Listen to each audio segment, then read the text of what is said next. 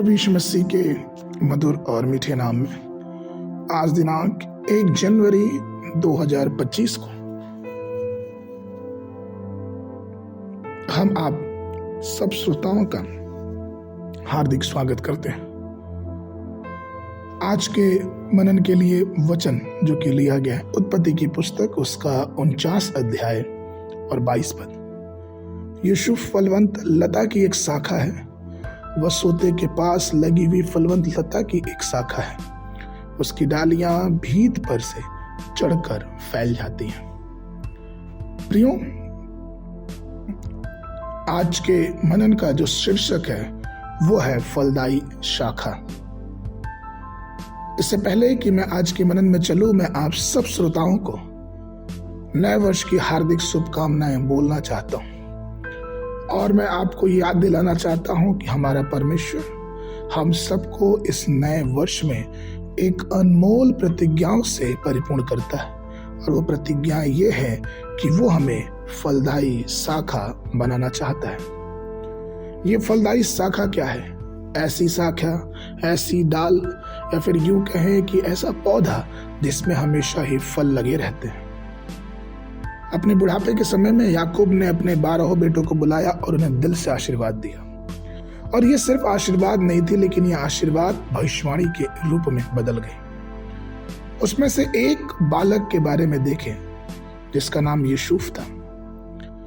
यूसुफ के नाम का मतलब होता है तुम बढ़ोगे या फिर तुम फलोगे फूलोगे। आपको मालूम है कि यूसुफ कई वर्षों की प्रार्थनाओं और कई वर्षों के इंतजार के बाद उसकी माँ को प्राप्त हुआ, क्योंकि उसकी माँ को पहले बच्चे नहीं थे। और लेकिन अफसोस इस बात की थी कि यूसुफ के साथ उसकी माँ बहुत समय तक नहीं रह पाई और वो मर गई। कितना अफसोस होगा यूसुफ के लिए कि यूसुफ ने बचपन में अपने माँ का प्यार नहीं पाया। जरा सोचे उस बालक के विषय में कि वो कितना रोया होगा।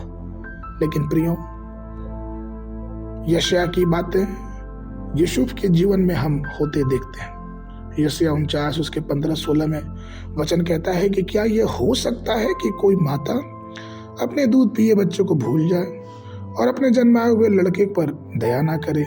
हाँ, वह तो भूल सकती है, परंतु मैं तुम्हें नहीं भूल सकता। देख, मैंने तेरा चित्र हथेलियों पर खोद कर बनाया है, तेरी शहरपनाह सदैव मेरी दृष्टि के सामने बनी रहती है।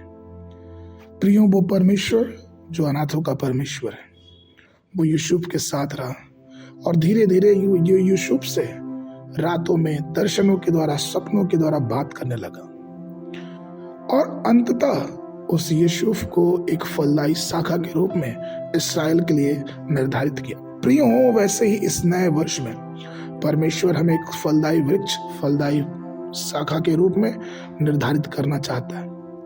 लेकिन जरूरत इस बात की है कि क्या हमारी जड़ उस परमेश्वर से जुड़ी हुई है कि नहीं। जब हम उस परमेश्वर से जुड़े रहते हैं तो परमेश्वर का अनुग्रह, परमेश्वर की आशीष, परमेश्वर का दर्शन, परमेश्वर की सामर्थ हमारे जीवनों में बनी रहती है।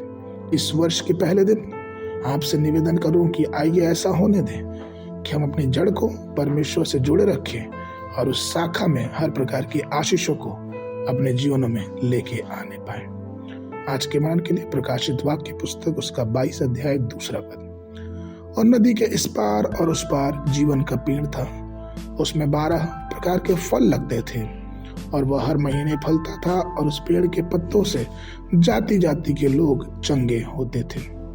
बाइबल अध्ययन के सुबह के समय उत्पत्ति की पुस्तक उसका 1, 2 और 3 अध्याय, संध्या के समय मत्ती रचित सुसमाचार उसका 1 अध्याय। परमेश्वर आप सबको आशीष देवे।